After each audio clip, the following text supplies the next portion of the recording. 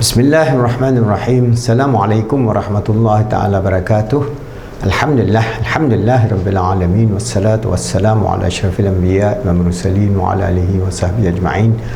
Alhamdulillah, we are continuing our life coach training program, and I've mentioned to you that we are providing free life coach training program to all our colleagues all over the world, whoever who wants to help the ummah in coaching, mentoring, motivation and counseling of especially our young people.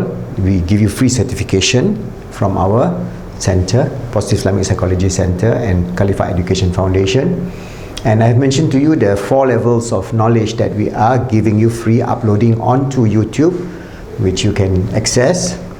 Alright, and for the mentoring, we have covered motivation, we have covered coaching. Now for mentoring, we are talking about the trust model, T-R-U-S-T, trust. T is for trust, R is for rapport, U is for unique, S is for synchronicity, and T for time bond. So I'll explain to you one by one. I have completed trust already, a few videos on trust, alright, the 5 levels of trust and so on. And today I'm going to talk about R, so the rapport. What do you mean by rapport? Because if you want to be a mentor or a coach, you must build up rapport. Even counseling, building up rapport is very important. So first we must understand this meaning of rapport. What is the definition of rapport and how we can build up? Because first to build trust, you must build rapport. So it is actually interlinked together. You cannot have trust without rapport. You can only have trust when there is rapport. So building up rapport is the key in terms of modeling our mentoring process. So the definition of rapport is building respect and about being able to then to influence each other. That means you build the respect and trust and then influence each other. It is essential in any situation where you're asking to help someone or to bring about change. So if you want to help someone, your mentee, to change, especially the young people of this 21st century, which are facing so much turmoil, so much tribulation, so much difficulties, so much self-harm. Sometimes we feel very sad, but we have to do something. As I mentioned to you, the 3 levels of trust, from yourself to your family, and then to the community at least, and then to humanity, and then to the universe. Alright? So we must build this rapport between our mentor and mentee, and how to go about with it. I'm going to give you more detail on it. Also, in rapport, it will create an environment in which both of you feel comfortable and able to work together. So you have to create an environment in which a mentor and mentee doesn't feel superior, where you are the superior and they are the junior, inferior party. No, you must build a working relationship in which, yes, you have more experience. For example, you are a retiree like me. Alright, we are talking to our youth, young people. Then you must be able to have some knowledge of the issues facing the youth. For example, like addiction. There are more than 20 types of addiction that our young people are facing today. So you must have some preliminary knowledge, because if you are going to talk to them, you must be able to understand their lingo or their concern. Because if not, you cannot build rapport. You'll be talking in one language and they're talking another language. So you are talking in English, you're talking in Greek. So you'll never get to come together. So to build up rapport, you must create an environment. This environment in mentoring is very important, but both of you feel comfortable and able to work together. So that is another approach or another meaning to rapport. A positive, close relationship between people that can often involve mutual trust, understanding and attention. So back to trust again, as I mentioned you, mutual trust. Alright, understanding and attention. So you must be able to feel the trial, the tribulation, the turmoil, the frustration, the anguish, the anxiety, the depression of your coachee. You must be deep inside in you. You must feel that, because how then can you sympathize with him? How can you have empathy with him or her if you do not have that kind of feeling?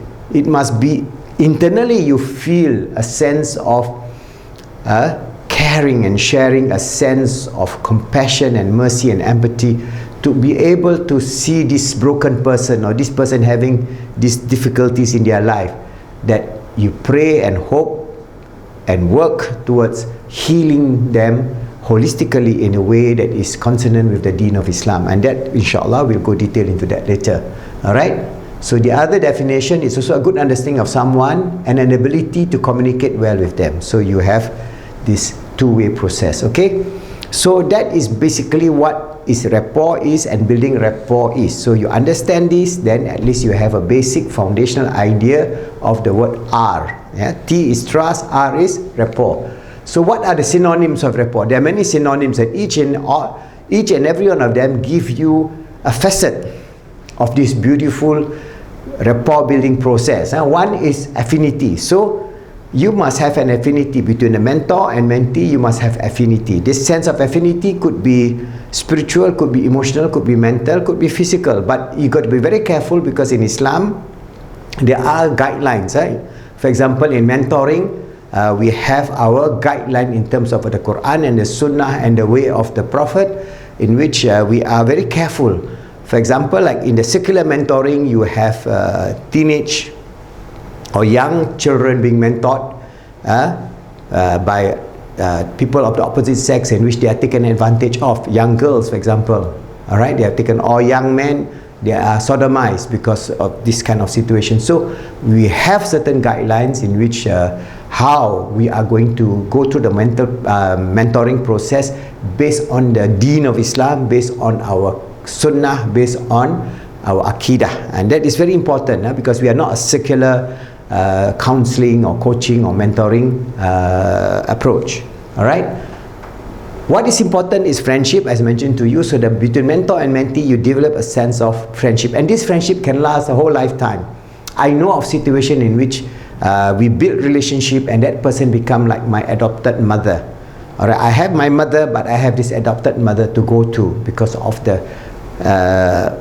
deep sense of friendship and love. All right, because she's much elderly than me, but I have somebody to turn to whenever I have a situational condition in which I can express myself. Number 3 is sincerity. As a mentor, you must be sincere in your effort, lillahi ta'ala. Don't think of taking advantage of your mentee, or running them down, or feeling that they are not, they are just, if you just give them a little sense of balance, that's good enough. Is there a lot that they are doomed to be like that?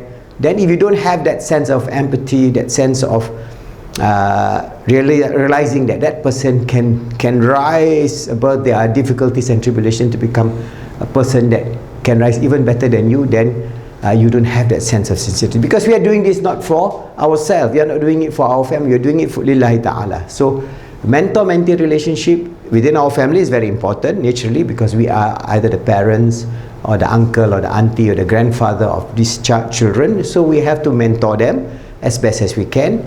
But when we have within the community, in the mosque or Islamic NGOs or organizations, then these people are initially, you do not know them. So they would then be mentored, and then you know them, you build up friendship.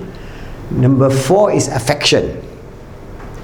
All right, you have this sense of affection for them, so that they can feel very comfortable with you. Number 5 is developing the bond. So the bonding process will take place as you begin the rapport and mentoring process. Understanding. So you develop an understanding when they express their turmoil, their frustration, their anguish, their broken life, whatever. You must have the sense of understanding. You must give them companionship, to hold their hand as much as you can, and most important is empathy. Empathize with them, whichever situation they are in. Give them the sense of worth and genuineness. That means you are not here to take advantage of them, but you are genuine insofar as trying to help them, hold their hand so that they can reach a higher level. And within the Islamic context, this is love. Love, not in the sense of physical love between two persons, but love in mentoring them for the sake of Allah subhanahu wa ta'ala. There's a difference between secular and Islamic mentoring and building up a rapport. Our rapport is based on our sense of love to Allah subhanahu wa ta'ala and sense of love to His goodly creatures, especially those from the ummah of our Holy Prophet Muhammad sallallahu alaihi wasallam, as our first base that we touch on, and the love for all humanity and all goodly creatures of Allah subhanahu wa ta'ala, to understand our purpose and meaning in life, to bring together, just like we aspire to go to heaven, to go to Jannah, and to receive the best from Allah subhanahu wa ta'ala, we should aspire also for our mentee to have an equal or a better share of what Allah has given us.